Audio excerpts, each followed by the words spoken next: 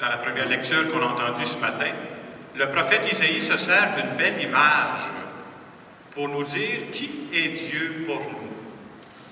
Par la voix du prophète Isaïe, Dieu nous dit « Comme une mère console son enfant, moi-même, je vous consolerai. » Autrement dit, Dieu, c'est quelqu'un qui prend soin de nous.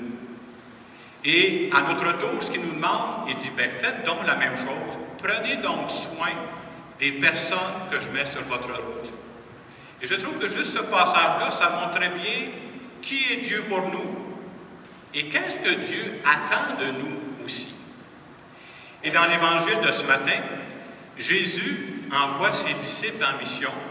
Puis quand il les envoie en mission, il leur donne 3 conseils. 3 conseils qui peuvent s'adapter à nous autres aujourd'hui. Premièrement, l'Évangile nous dit que Jésus envoie ses 72 disciples 2 par 2. Je retiens ceci. D'abord, il envoie 72 disciples. On se rend compte que la mission, ce n'est pas réservé juste aux 12 apôtres. Là. Il y en a d'autres. Et 72 disciples, ça veut dire tout le monde, cela. Et ce qui est sage, Jésus les envoie 2 par 2.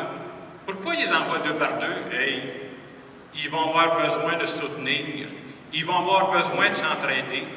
Et s'il y avait une phrase qui résumait un peu la pensée de Jésus, ce serait ceci, dire « Seul, on avance plus vite, mais ensemble, on va plus loin, par exemple. » Et c'est ce que Jésus demande. Les humains sont toujours plus forts, plus amoureux quand ils sont ensemble. Ils accomplissent des merveilles à ce moment-là. Deuxième conseil que Jésus donne à ses disciples, il va dire, n'emportez avec vous ni argent, ni sac, ni sandales. Et si je traduisais ça pour aujourd'hui, Jésus nous dirait, avant d'investir dans le matériel, soignez donc la qualité de votre être. Jésus nous dirait, n'oubliez jamais que ce que les gens vont retenir de vous, là, c'est votre authenticité et votre simplicité. Faites confiance que les gens sont capables de décoder des cœurs amoureux, des cœurs qui ont le goût d'être de bonnes personnes. Les gens sont capables de faire ça.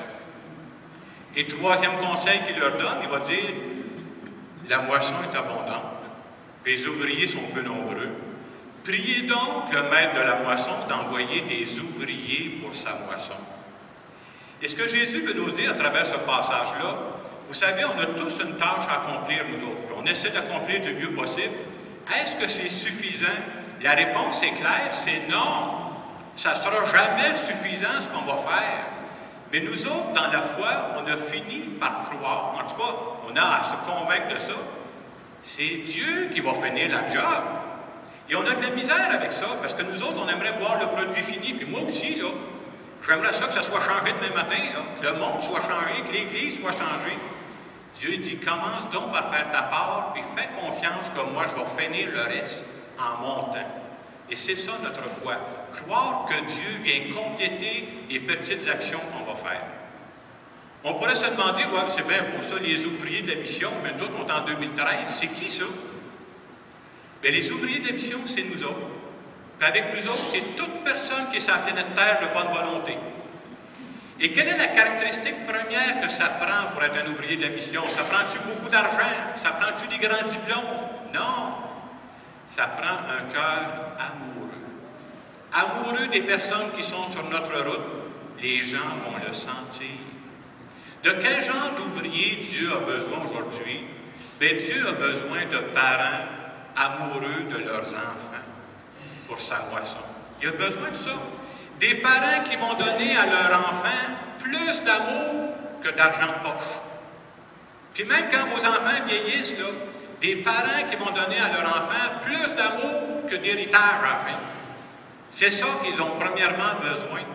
Et si on fait ça, on est des ouvriers de la moisson pour Dieu. Dieu a aussi besoin aujourd'hui de grands-parents amoureux de leurs petits-enfants pour sa moisson. Même si les petits-enfants vont mener une vie complètement, mais complètement différente de la vôtre, il faut les aimer comme ils sont. Il y a des grands-parents qui me disaient, moi, je ne sais pas pourquoi, il dit, mes petits-enfants, ça ne pense jamais à se marier, ça, cette affaire-là. Il y a un humoriste qui disait dernièrement, ben oui, il dit, les jeunes, ça ne pense pas à se passer un anneau au doigt. De toute façon, il dit, ils en ont partout, dans le nez, dans le nombril. Ils ne pensent pas à ça, se passer l'anneau au doigt. Mais ce qu'il nous est demandé quand on est grands-parents, c'est de les aimer avec leurs différences. C'est ça d'être des grands-parents amoureux. Et c'est vrai pour tout le monde. Dieu a besoin de religieuses en amour. Pas d'amour, on n'a pas besoin. Dieu a besoin des prêtres amoureux des personnes qui leur sont confiées pour sa moisson. Des prêtres qui sont fonctionnaires, Dieu n'en a pas besoin. Des prêtres qui se contentent de gérer des paroisses, Dieu n'en a pas besoin. Dieu a besoin d'avoir des gens où tu sens qu'il y a un cœur qui vibre quelque part. Et quand on aurait fini de faire ça, chacun chez nous, est-ce que ça va être suffisant? La réponse, c'est non! Mais nous autres, on a décidé de faire confiance. Dieu va finir la job. C'est important qu'on se redise ça, sinon on dit, ben coudonc, ça vaut-tu la peine? Attendons. Dieu, c'est le spécialiste de la finition. Il va faire son bout, lui aussi. J'ai pensé vous donner un exemple. Des fois, on pense toujours que les grandes œuvres, ça a commencé de façon fantastique. Souvent, ça commence par une personne avec un cœur amoureux qui pose un premier geste.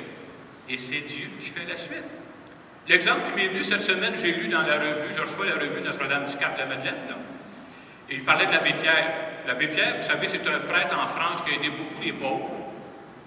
Puis il a fondé ce qu'on appelle les comptoirs Emmaüs. Moi, je savais ça, mais je ne savais pas comment ça avait commencé.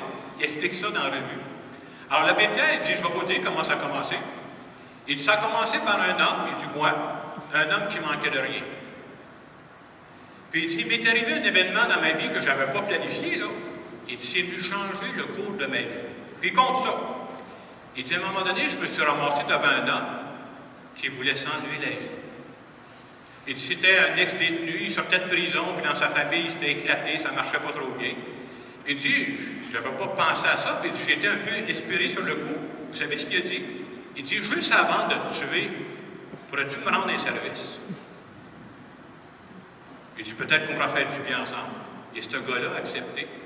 Puis il a commencé avec l'abbé Pierre à aller aider des pauvres à Paris qui étaient sans logis, puis c'était en hiver, fait qu'il y avait froid. Et ce compagnon-là, c'était le premier compagnon de l'abbé Pierre pour les comptoirs Emmaüs. Aïe, aïe.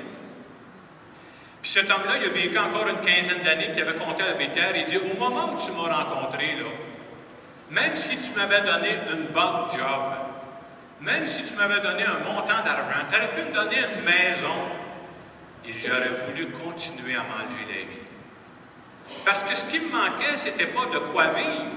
Ce qui me manquait, c'était une raison de vivre. Et j'ai découvert avec toi que la seule raison de vivre qui a de l'allure, là, c'est d'aimer en sortant de soi pour aller aider d'autres personnes. Si je vous compte ça, c'est pour dire, l'abbé Pierre, c'est pas un gros geste qu'il a fait à ce moment-là.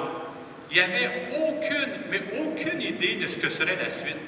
C'est Dieu qui a fini la job de ce que l'abbé Pierre avait commencé. Alors ce matin, nous autres, quand on vient vivre l'Eucharistie, cette parole s'adresse à nous.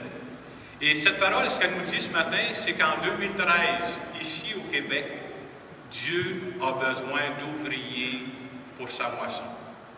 Est-ce que ça prend des ouvriers spectaculaires? C'est pas ça que Dieu demande. Dieu demande, quelle est ta façon à toi d'avoir un cœur amoureux là où tu as les deux pieds présentement? Les personnes que je mets sur ta route cherchant pas d'autres, ils sont là, à côté de toi. Et si toi, tu es capable de le manifester, que derrière ta carapace, il y a un cœur qui bat, c'est tout ce que je te demande. Puis quand tu auras fait ça, fais confiance que je vais m'occuper du reste. Alors, je vous laisse quelques instants pour présenter à Dieu votre désir d'être un cœur amoureux là où vous êtes.